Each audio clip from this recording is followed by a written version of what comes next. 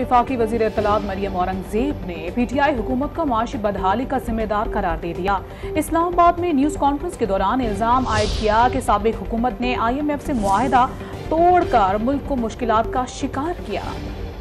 तो मुल्क के अंदर इधर एक माशी बदहाली थी, बेरोज़गारी और महंगाई का जो सफ़र 2018 से मार्च 2022 तक का था, जिसमें IMF के प्रोग्राम की वायलेशन सस्पेंड, वही IMF प्रोग्राम जो पहले माशी सूरत हाल को तबाह करके उसके बाद IMF के पास जाना पड़ा, उनके इतनी बदहाल कर दी मईशत, और उसके साथ साथ जो IMF का मुआहदा था उसको वायलेट किया, उसको सस्पेंड किया। और जब हम आए तो आपको याद होगा मार्च में पेट्रोल प्राइसेस को ना सिर्फ कम किया बल्कि पूरे को रिवर्स करके सब्सिडी देकर उस IMF मुआहदे की खिलाफ वर्जी की। और उसके बाद एक महंगाई का जो और सेकेंड फेज़ था वो शुरू हुआ, क्योंकि IMF प्रोग्राम सस्पेंडेड था।